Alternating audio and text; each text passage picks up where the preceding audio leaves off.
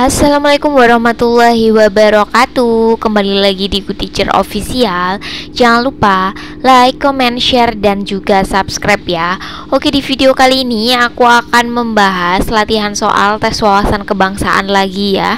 Masih dalam suasana pilar negara ya. Dan ini adalah lebih spesifik kepada Pancasila, dan itu adalah part 1 ya. Oke, langsung lanjut aja pembahasan soal yang pertama.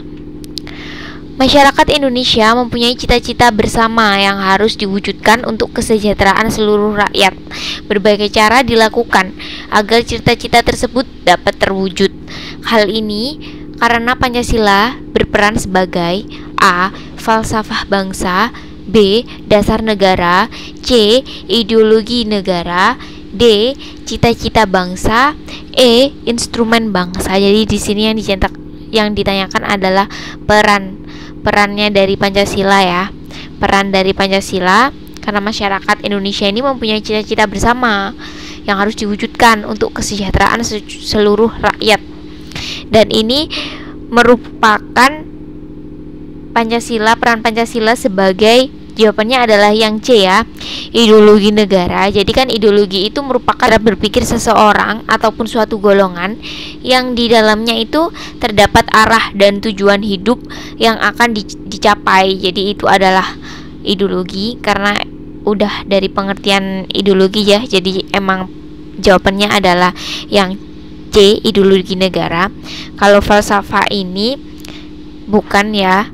Dasar negara juga dasar untuk mengatur kehidupan bernegara atau pedoman dasar atau pondasinya. Kalau cita-cita bangsa, memang ini ada kata-kata cita-cita di sini. Cuma kalau peran sebagai cita-cita itu bukan. Cita-cita bangsa ini kan sesuai dengan Undang-Undang Alenia ke-4 ya, melindungi segenap bangsa Indonesia dan seluruh tumpah darah Indonesia, memajukan kesejahteraan umum, mencerdaskan kehidupan bangsa, dan ikut melaksanakan ketertiban dunia yang berdasarkan kemerdekaan, perdamaian abadi, dan keadilan sosial. Tuh, tapi ini bukan peran Pancasila sebagai cita-cita, bukan. Dan untuk instrumen bangsa juga bukan, jawabannya adalah yang C ya.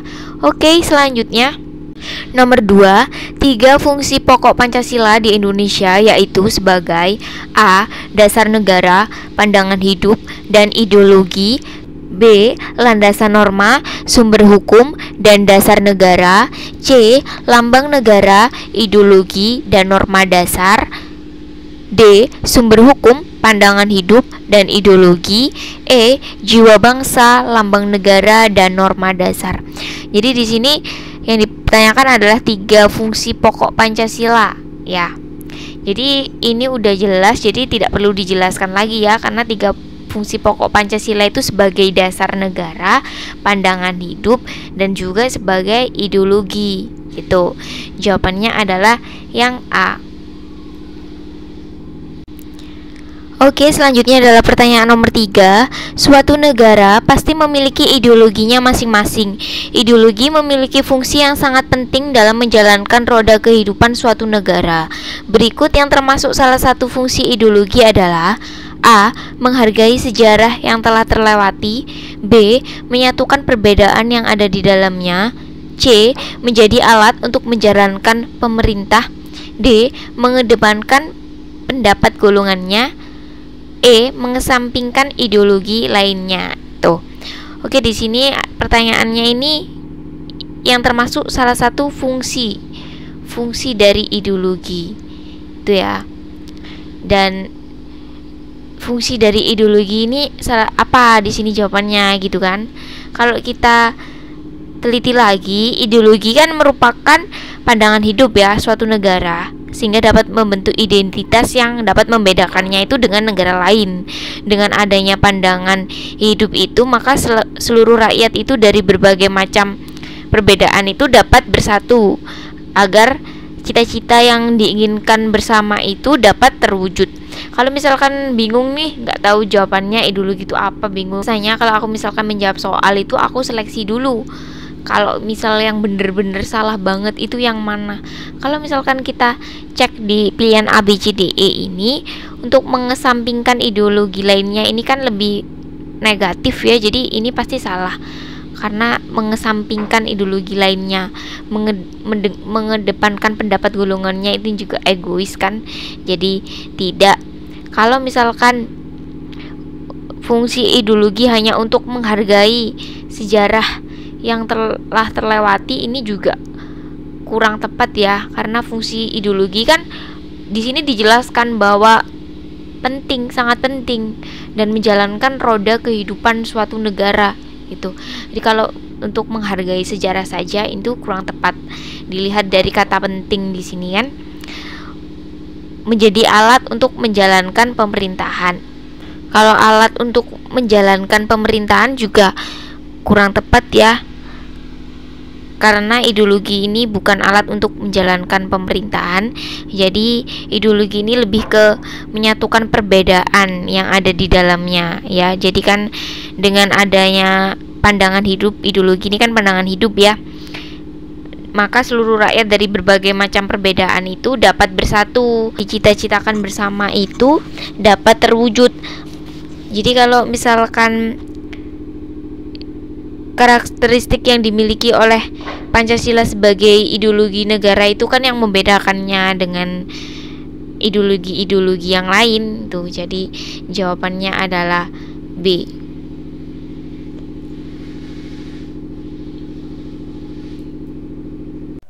Oke, selanjutnya adalah pertanyaan nomor 4. Pancasila sebagai ideologi bersifat dinamis dan terbuka, mengandung makna bahwa A. Pancasila dalam penerapan kehidupan sehari-hari berjalan lurus tanpa adanya perubahan. B.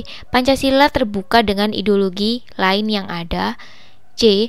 Pengaruh ideologi lain saling melengkapi dengan Pancasila. D. Pancasila dapat digunakan sesuai dengan perkembangan zaman tanpa mengubah nilai dasar yang ada di dalamnya. E. Pancasila tidak berpihak kepada suatu golongan tertentu. Oke, jadi ini yang ditanyakan adalah Pancasila sebagai ideologi kan bersifat dinamis dan juga terbuka ya. Jadi dinamis dan terbuka ini maknanya apa gitu yang ditanyakan ya. Yang A ini, Pancasila dalam penerapan kehidupan sehari-hari berjalan lurus tanpa adanya perubahan. Ini salah ya, karena arti dari dinamis sendiri adalah segala sesuatu atau kondisi yang terus-menerus berubah, bergerak secara aktif dan mengalami perkembangan. Jadi ini kondisi yang terus-menerus berubah ya, dinamis. Jadi bukan berjalan lurus gitu, bukan. Jadi ini lebih ke dinamis. Jadi salah. Pancasila terbuka dengan ideologi lain yang ada. Ini memang ada terbukanya, cuma dinamisnya yang kurang. Jadi kurang tepat ya. Pengaruh ideologi lain saling melengkapi dengan Pancasila. Tidak ya, tidak. Karena kan tidak ada di sini, tidak membahas tentang pengaruh ideologi. Ini yang ditanyakan, ideologi bersifat dinamis dan terbuka itu maksudnya apa? Pancasila dapat digunakan sesuai dengan perkembangan zaman tanpa mengubah nilai dasar yang ada di dalamnya. Jadi ini adalah jawaban yang tepat ya. Jadi memang sifat Pancasila yang dinamis dan terbuka itu dapat disesuaikan dengan perkembangan zaman. Jadi kan ideologinya itu terbuka ya. Jadi misalkan ada perkembangan zaman itu bisa masuk dan dinamis. Jadi perkembangan zaman ini dapat disesuaikan gitu tanpa mengubah nilai dasarnya gitu. Jadi Pancasila digunakan sebagai sesuai dengan perkembangan zaman tanpa mengubah nilai dasar yang ada di dalamnya. Ini arti dari ideologi bersifat dinamis dan juga terbuka. Jadi jawabannya adalah yang D, Pancasila tidak berpihak kepada golongan tertentu. Kurang tepat ya. Jadi memang jawabannya adalah yang D. Oke, selanjutnya pertanyaan nomor 5. Pancasila sebagai ideologi terbuka mengandung 3 nilai fleksibilitas. Salah satunya adalah memiliki nilai dasar. Yang menjadi nilai dasar Pancasila adalah A. Undang-Undang 1945, B. Peraturan Presiden, C. Ketetapan MPR, D. Peraturan pemerintah, E. Kebudayaan.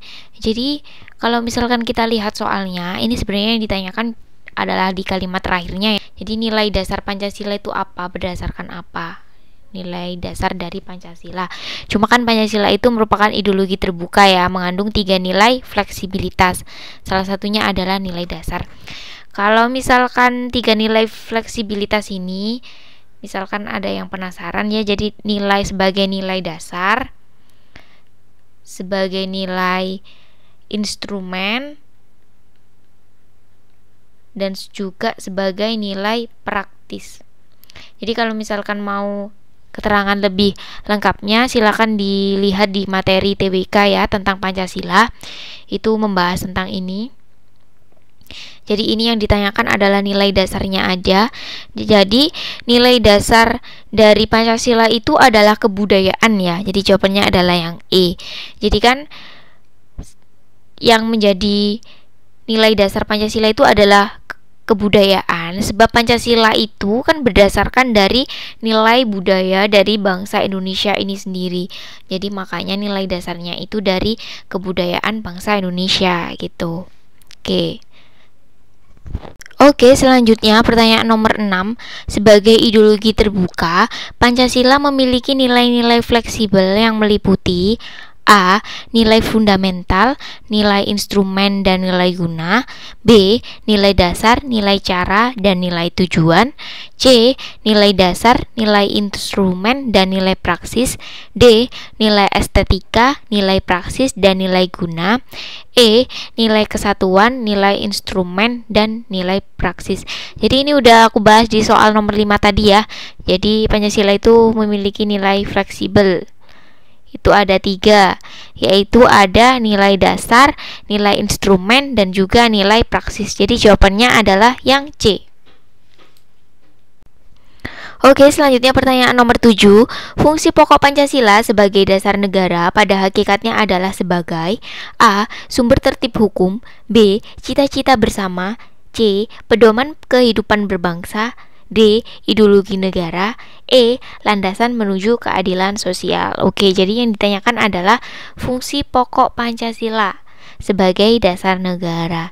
Jadi kalau misalkan sesuai dengan tempat keberadaan Pancasila ya, yang dalam pembukaan Undang-Undang 1945, maka fungsi pokok Pancasila itu sebagai dasar negara pada hakikatnya itu adalah sumber dari segala sumber hukum atau sumber tertib hukum di Indonesia. Itu adalah dasarnya ya, sebagai sumber dari segala sumber hukum dan sumber tertib hukum di Indonesia. Jadi jawabannya adalah yang A. Oke, selanjutnya adalah pertanyaan nomor 8. Pilar-pilar kehidupan berbangsa dan bernegara di Indonesia terdiri atas komponen berikut ini, kecuali A. Pancasila, B. Bendera merah putih, C. Undang-Undang 1945, D. Negara Kesatuan Republik Indonesia, E. Bhinneka Tunggal Ika. Jadi di sini yang ditanyakan adalah pilar kehidupan berbangsa dan bernegara ya. Di Indonesia ini kan ada 4 ya. Ada 4 pilar kebangsaan. Ini yang ditanyakan yang kecuali.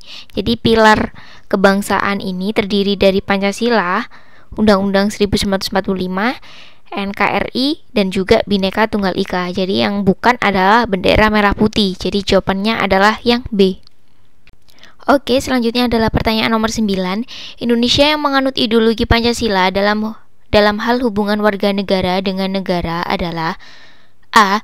Lebih utama negara, B. Lebih utama warga negara, C. Seimbang, D. Menggantikan, atau E. Salah satu ada yang diutamakan tergantung kondisi.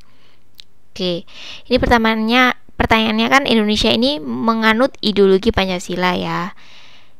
Dalam hal hubungan warga negara dengan negara itu apa? Jadi yang ditanyakan itu hubungan warga negara dengan negara itu seperti apa hubungannya? Apakah lebih utama negaranya lalu warga negaranya diabaikan? Tidak ya. Lebih utama warga negara. Jadi yang utama itu warga negaranya saja tapi negaranya diabaikan. Juga tidak. Jadi yang benar adalah C ya, seimbang. Jadi kedudukan seimbang ini maksudnya adalah kepentingan negara maupun kepentingan warga negara itu sama-sama penting gitu. menggantikan, jadi warga negara maupun negara tidak bisa menggantikan satu sama lain ya. Jadi kurang tepat. Salah satu ada yang diutamakan tergantung kondisi, juga kurang tepat. Jadi jawabannya adalah yang C ya, seimbang. Jadi sama-sama penting dua-duanya. Tuh. Oke, selanjutnya adalah pertanyaan nomor 10 ya. Bergotong royong dan menjaga kerukunan hidup di dalam masyarakat merupakan salah satu contoh bahwa Pancasila mengandung nilai A. Instrumental, B. Dasar, C. Praksis, D. Dinamis, E. Efisien. Oke, ini yang ditanyakan adalah nilainya dari bergotong royong dan menjaga kerukunan hidup. Itu ya, termasuk nilai apa. Jadi ini masih ada hubungannya dengan soal yang tadi ya. Jadi antara tiga ini, instrumental, dasar, atau praksis. Kalau dinamis ini tidak ya, karena ini yang tadi seperti soal yang tadi sesuai dengan perkembangan zaman ya. Tuh, efisien juga kurang tepat ya, jadi bukan juga. Kalau nilai instrumental ini tuh penjabaran dari nilai dasar. Oke, sebelumnya dibahas dulu nilai dasarnya dulu aja ya, dari awalnya dulu supaya lebih enak nanti. Jadi kalau nilai dasar ini nilai yang sifatnya itu tidak berubah dari waktu ke waktu gitu. Jadi ini tidak berubah.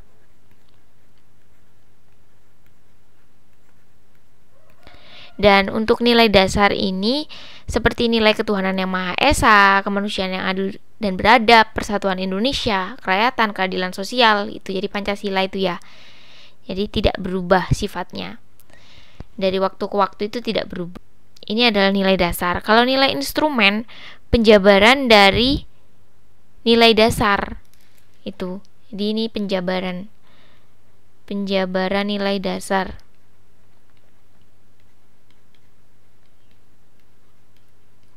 Dan sifatnya ini lebih dinamis, itu dinamis ya, jadi bisa berubah dari waktu ke waktu. Tuh, ini contohnya. Kalau yang instrumental itu seperti TAP MPR ya, TAP MPR, UU, Perpu, dan lain-lain ya, contohnya. Kalau praktis itu adalah nilai yang diterapkan dalam kehidupan sehari-hari. Tuh, kalau dari sini kan ada kata praksis ya, praktek, dari prakteknya. Kalau aku mengingat-ingatnya sih ini lebih ke praktek. Jadi contohnya itu nilai kebersamaan,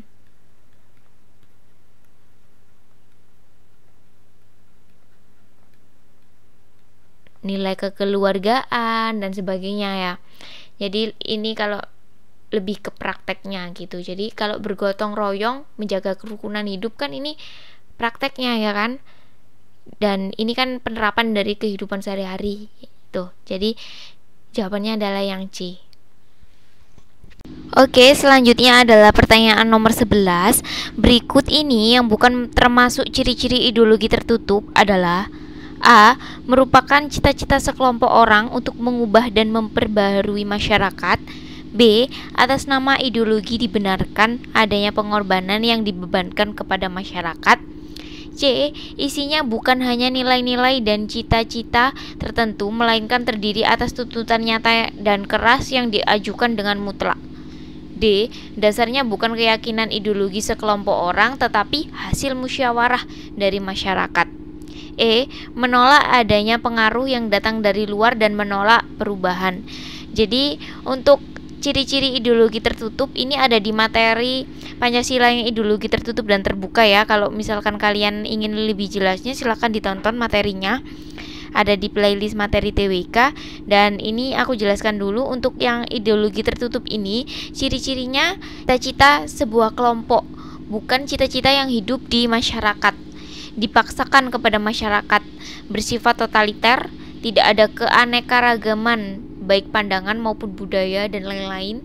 Rakyat itu dituntut memiliki kesetiaan total pada ideologi tersebut, dan isi ideologinya itu mutlak, konkret, nyata, jelas, keras, dan total. Oke, balik lagi ke soalnya ya. Jadi ini yang dilihat adalah bukan yang bukannya ya, bukan ideologi tertutupnya tadi yang bukan. Ideologi tertutup tadi ciri-cirinya seperti itu.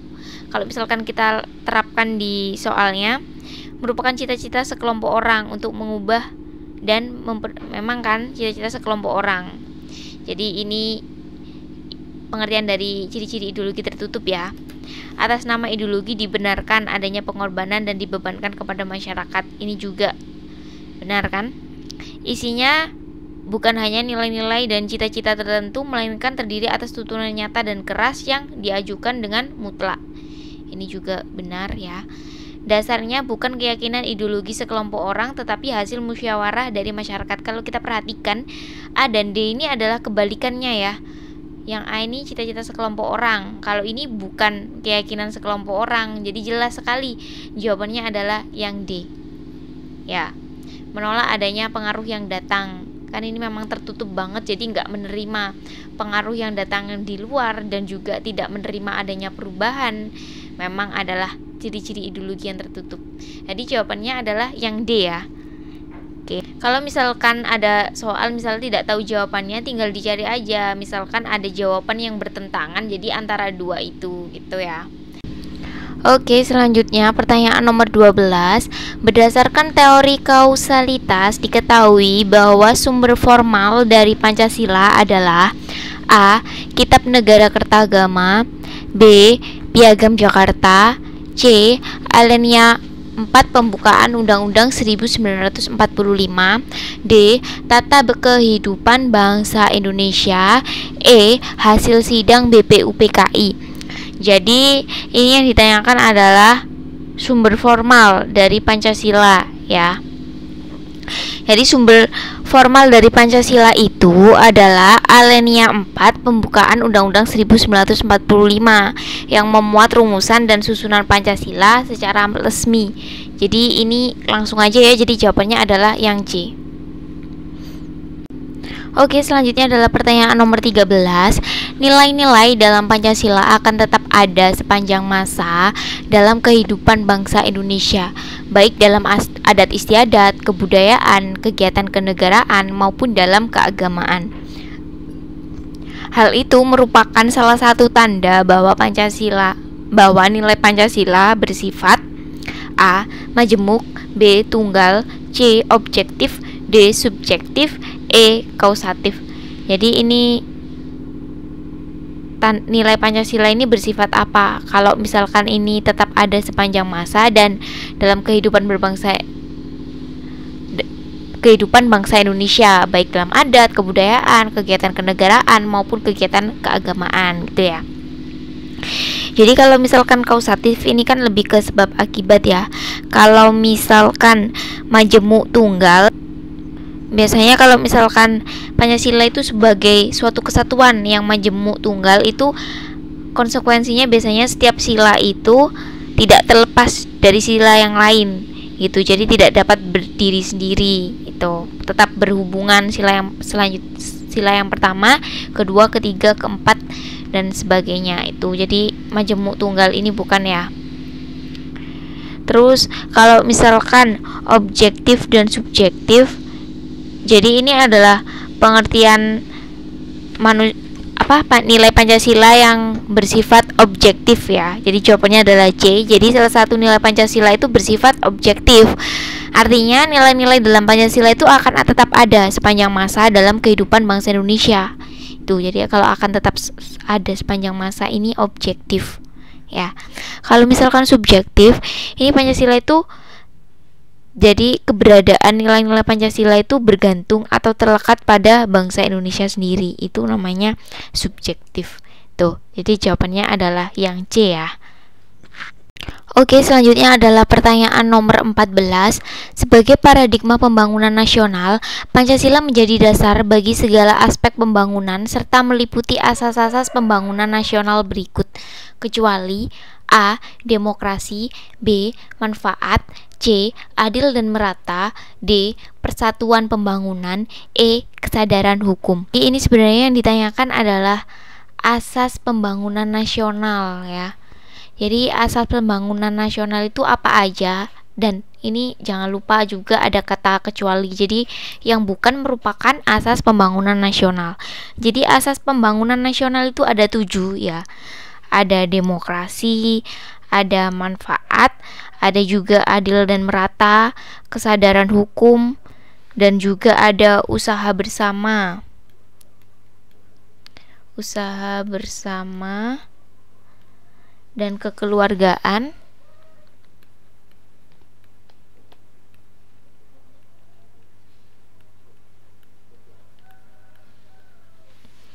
Lalu ada juga peri kemanusiaan dan keseimbangan.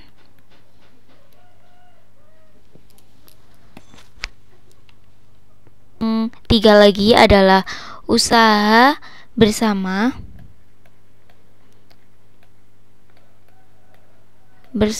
dan kekeluargaan. Lalu ada juga peri kemanusiaan dan keseimbangan.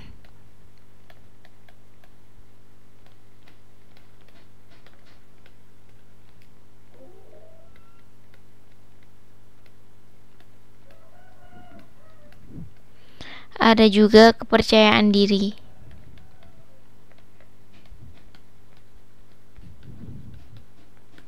Ya, jadi ada 7 ya. Jadi yang bukan adalah persatuan pembangunan. Jadi jawabannya adalah yang D. Oke, selanjutnya adalah pertanyaan nomor 15. Inti dari Pancasila bersifat universal. Hal ini berarti A. Nilai-nilai Pancasila dibuat berdasarkan seluruh ideologi dari seluruh dunia. B. Nilai-nilai Pancasila dapat diterapkan dan digunakan juga oleh negara lain. C. Nilai-nilai Pancasila dibuat melampaui zamannya. D. Nilai-nilai Pancasila dibuat dengan mempertimbangkan kondisi dunia. E. Nilai-nilai Pancasila sebagai lambang perdamaian dunia. Oke, ini yang ditanyakan adalah inti dari Pancasila bersifat universal ya. Jadi inti dari Pancasila bersifat universal itu karena dapat diterapkan dan juga digunakan oleh negara lain juga. Jadi yang benar adalah yang B ya. Oke, terima kasih sudah menonton video ini. Semoga videonya bermanfaat. Dan jangan lupa saksikan video lain dari Good Teacher Official. Kalau misalkan mau melihat materi-materi tes wawasan kebangsaan atau TWK, silahkan dilihat di playlist tes wawasan kebangsaan, materi tes wawasan kebangsaan ya. Dan untuk soal dan pembahasan silahkan dilihat di playlist soal dan pembahasan. Oke, terima kasih sudah menonton video ini. See you next time and bye-bye.